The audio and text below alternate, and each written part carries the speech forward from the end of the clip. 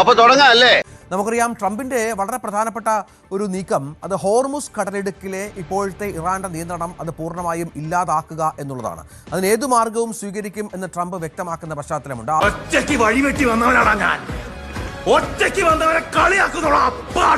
ആദ്യം പറഞ്ഞത് അമേരിക്ക ഇടപെട്ട് ഹോർമുസിനെ നിയന്ത്രണത്തിലാക്കും, ഏത് കപ്പലുകൾക്കും കടന്നു പോകാനുള്ള സാഹചര്യം സൃഷ്ടിക്കുമെന്നൊക്കെയാണ്. പക്ഷേ ഇപ്പോൾ നാറ്റോ രാജ്യങ്ങളെ സമ്മർദ്ദത്തിലാക്കാനുള്ള ശ്രമമാണ് ട്രംപിന്റെ ഭാഗത്തു നിന്ന് ഉണ്ടാകുന്നത്.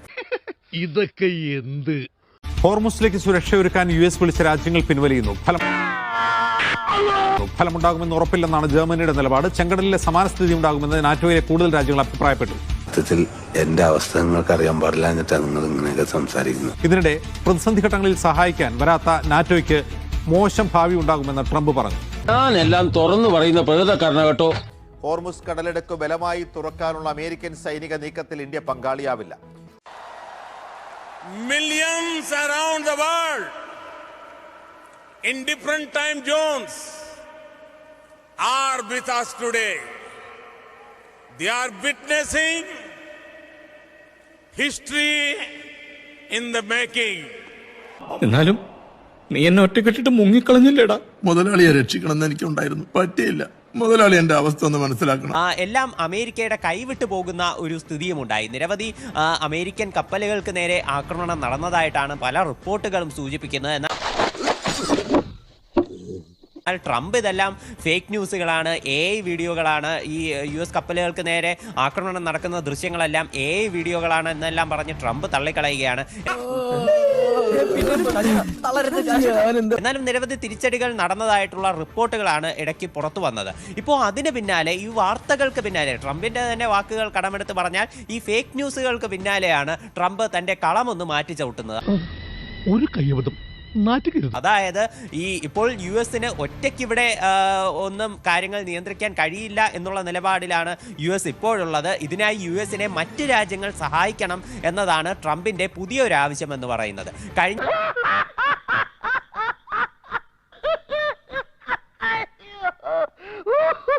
ദിവസം അദ്ദേഹം UK, ഫ്രാൻസ്, അതുപോലെ ചൈന, ജപ്പാൻ എന്നീ രാജ്യങ്ങളോട് താങ്കൾ ഈ കാര്യം സംസാരിച്ചിരുന്നു. ഈ രാജ്യങ്ങൾ സഹായിക്കാൻ വരുമെന്നാണ് പ്രതീക്ഷ എന്നുൾപ്പെടെ ട്രംപ് പറഞ്ഞിരുന്നു. എന്റെ ഇല്ലാത്ത ബുദ്ധിയിൽ ഒരു ഐഡിയ തോന്നുന്നുണ്ട്. എന്നാൽ ഈ രാജ്യങ്ങളെല്ലാം ഈ കാര്യം പൂർണ്ണമായിട്ട് നിഷേധിക്കുകയായിരുന്നു. തങ്ങൾ ഒരു യുദ്ധക്കപ്പലുകളും മേഖലയിലേക്ക് അയച്ചിട്ടില്ല എന്ന് ഫ്രാൻസും ചൈനയും ഉൾപ്പെടെ എല്ലാ രാജ്യങ്ങളും വ്യക്തമാക്കുന്ന സാഹചര്യമുണ്ടായി. അല്പസ്വല്പം നാണോ മാനൊക്കെ വേണം. ട്രംപ് ഇന്ന് കുറച്ചുകൂടി ഒരു കടുത്ത സ്വരത്തിൽ, അതായത് നാറ്റോ രാജ്യങ്ങളെ ഉൾപ്പെടെ സമ്മർദ്ദത്തിലാക്കുന്ന, വെല്ലുവിളിക്കുന്ന ഒരു മുന്നറിയിപ്പുമായി ട്രംപ് ഇന്ന് എത്തിയിട്ടുണ്ട്. ഇങ്ങനെ എന്തെങ്കിലുമൊക്കെ പറയുമ്പോഴേ എന്റെ മനസ്സിനൊരു സന്തോഷം ഉണ്ടാവുള്ളൂ. അതായത് അദ്ദേഹം പറയുന്നത് നാറ്റോ രാജ്യങ്ങൾ ഈ ഹോർമുസിന്റെ സുരക്ഷയ്ക്കായി US-നെ സഹായിക്കാൻ വേണ്ടി തങ്ങളുടെ യുദ്ധക്കപ്പലുകൾ അയക്കണം. ഇത് നാറ്റോ രാജ്യങ്ങളുടെ ഒരു സുരക്ഷയ്ക്കും കൂടി അനിവാര്യമാണ്. ആരാണെന്നറിയില്ല, ചങ്ങലക്കിട്ടിരിക്കുക. ഇത്തരത്തിൽ നാറ്റോ രാജ്യങ്ങൾ യുദ്ധക്കപ്പലുകൾ അയച്ചില്ലെങ്കിൽ അവരുടെ ഭാവി അവതാളത്തിലാകും. മാത്രമല്ല US ഇക്കാര്യം എന്നും ഓർമ്മയിൽ വെച്ചിരിക്കുമെന്നും ട്രംപ് ഒരു ഭീഷണിയായിട്ട് നാറ്റോ രാജ്യങ്ങളോട് പറയുന്നുണ്ട്. മാത്രമല്ല ചൈന മേഖലയിൽ ഈ ഹോർമുസ് വഴി ഒരുപാട് ചരക്ക് ഗതാഗതം നടത്തുന്ന രാജ്യങ്ങളിലൊന്നാണ് ചൈന. അതുകൊണ്ട് തന്നെ ചൈനയ്ക്കും വേണമെങ്കിൽ മേഖലയുടെ സുരക്ഷയ്ക്കായി തങ്ങളുടെ യുദ്ധക്കപ്പലുകളെ അയക്കാമെന്ന് ട്രംപ് ഇന്ന് വീണ്ടും ഒന്നുകൂടി പറയുന്നുണ്ട്.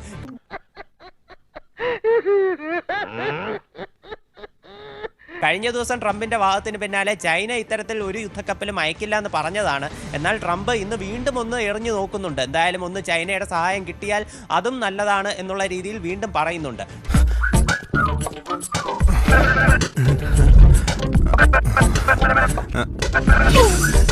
ട്രംപ് ഇന്ന് പേരൊന്നും എടുത്ത് പറഞ്ഞിട്ടില്ല. കഴിഞ്ഞ ദിവസം രാജ്യങ്ങളുടെ പേരെടുത്ത് പറഞ്ഞ് അവർ നേരിട്ട് നിഷേധിക്കുന്ന നടപടി ഉണ്ടായത് നാണക്കേടായതുകൊണ്ടാകാം ഇന്ന് രാജ്യങ്ങളുടെ പേരെടുത്ത് പറയാതെ 7 രാജ്യങ്ങളോട് സംസാരിച്ചിട്ടുണ്ട്. ഇവർ ഈ മേഖലയിൽ US-നെ സഹായിക്കാൻ വേണ്ടി എത്തുമെന്ന് പ്രതീക്ഷിക്കുന്നതായിട്ടും ട്രംപ് നിലവിൽ പറഞ്ഞിട്ടുണ്ട്. നാട്ടുകാരുടെ മുന്നിൽ നമ്മുടെ തറവാടിന്റെ മാനം തിരിച്ചു പിടിക്കണം. അതിനെന്താ ഒരു വഴി? പറയച്ചോ.